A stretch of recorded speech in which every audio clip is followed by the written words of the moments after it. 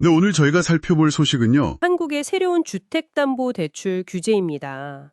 이게 특히 수도권 주택 구매 생각하셨던 분들이라면 정말 중요한 변화일 텐데요. 네, 맞아요.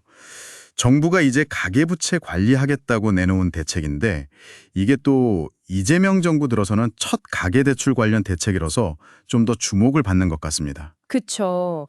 보내주신 그 서울경제 기사를 보니까 내용이 상당히 구체적이던데 핵심만 좀 짚어주시죠. 어떤 변화가 있는 건가요? 네, 일단 큰 틀에서는 역시 가계부채 증가세를 좀 잡고 부동산 시장도 안정시키겠다 뭐 이런 목표로 보입니다. 핵심 규제 내용을 중심으로 한번 보시죠. 가장 먼저 딱 눈에 띄는 게 그 수도권하고 규제 지역 있지 않습니까? 투기 지역, 투기 과열 지구 이런데요. 여기서 집 살 때 주담 대만도가 최대 6억 원으로 제한된다는 거. 이 6억 원, 이게 좀 어떤 의미일까요? 네, 이게 사실 굉장히 강력한 숫자일 수 있습니다. 특히 서울 같은 경우에요. 뭐 아파트 중위 가격이 벌써 10억 원 훌쩍 넘어가잖아요. 그렇죠. 그런데 대출을 6억까지만 해준다. 이러면 사실상 자금 마련이 굉장히 어려워지는 거죠. 네. 단순 고가주택 문제가 아니라 어쩌면 그 중산층이나 젊은 세대들 내 집 마련 계획 자체에도 영향이 크겠는데요. 그럴 수 있습니다. 정부가 이전보다 훨씬 강한 숫자를 제시한 건 그만큼 지금 상황을 좀 심각하게 보고 있다는 뜻이겠죠. 기존 방식으론 좀 부족했다. 이런 판단이 깔린 것 같아요. 와. 근데 다주택자는 여기서 더 나아가서 아예 대출이 막힌다고요? 네, 규제 지역 안에서는 주택 구입 목적에 주담대는 전면 금지입니다. 전면 금지?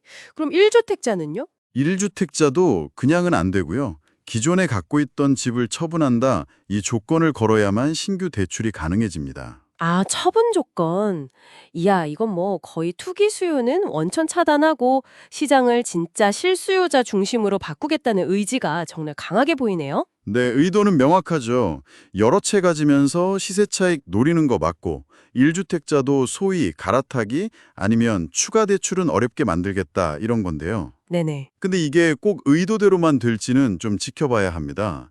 예를 들면 자금 조달 문턱이 너무 높아지니까 실수요자들도 좀 망설이게 될 수도 있고요. 아, 그럴 수도 있겠네요. 혹은 집 팔려는 1주택자들이 잘 안 팔려고 하면서 오히려 시장의 매물이 좀 줄어드는 그런 현상도 나타날 수 있거든요.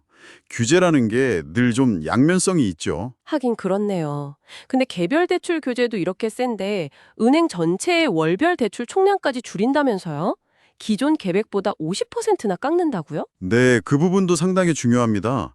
기사 보니까 뭐 KB, 신한 같은 5대 은행 월 평균 대출 한도가 거의 1,000억 원 수준으로 확 줄 거라고 하더라고요. 1,000억 원. 그럼 이건 그냥 주택담보대출 문제만이 아닌데요? 그렇죠. 은행 입장에서 한 달에 내줄 수 있는 가계대출 파이 자체가 줄어드는 거니까요. 신용대출이나 마이너스 통장 같은 다른 대출 심사까지 다 영향을 받을 가능성이 큽니다. 아, 그럼 은행들이 더 깐깐하게 보겠네요, 대출 심사를. 그럴 수밖에 없죠. 한정된 재원으로 대출을 내줘야 하니까 아무래도 좀 더 우량한 차주 위주로 가게 될 가능성이 높고 그러면 신용도가 상대적으로 좀 낮거나 소득 증빙이 어려운 분들은 주택 구매가 아니더라도 좀 자금 마련이 어려워질 수 있습니다. 이게 가계부채 총량 관리라는 거시적인 조치지만 파급 효과는 개인들 생활자금까지 미칠 수 있다는 거군요. 네, 그 점을 좀 유의해야 할 것 같습니다. 자, 그럼 한번 정리해 보겠습니다. 일단 수도권이랑 규제 지역에서 집 살 때 주담대는 최대 6억 원, 네, 그리고 다주택자는 아예 안 되고 금지죠. 1주택자는 기존 집 파는 조건으로만 가능. 네, 그렇습니다. 거기다 은행 전체 대출 여력도 확 줄어든다. 와, 이거 만약에 해당 지역에서 집 사려고 계획하셨던 분들은 진짜 자금 계획 다시 짜셔야겠네요. 네, 맞습니다. 특히 이게 다 내일 28일부터 바로 시행된다는 점, 이걸 꼭 기억하셔야 하고요. 아, 바로 시행인가요? 네, 그래서 이게 단순히 뭐 조건 몇 개 바뀐다 이런 차원이 아니라 시장의 자금 흐름 자체를 좀 컨트롤하고 사람들의 기대 심리에도 영향을 주려는 좀 복합적인 조치로 봐야 합니다. 각각의 규제가 맞물려서 어떤 효과를 낼지 좀 봐야죠. 네, 오늘 이렇게 한국의 새로운 주택담보대출 규제 강화 내용과 그 의미를 좀 자세히 짚어봤습니다. 수도권 6억 한도, 다주택자 금지, 1주택자 조건부, 은행 총량 관리, 이게 핵심이었네요. 네, 정리가 잘 됐네요.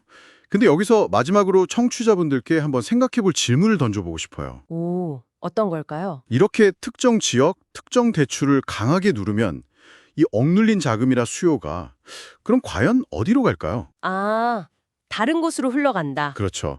뭐 규제가 좀 덜한 비수도권 지역이라든지 아니면 뭐 상가나 오피스텔 같은 다른 부동산 혹은 뭐 제2금융권 같은 다른 대출 시장으로 이게 옮겨가는 그런 풍선 효과는 없을까? 이런 거죠.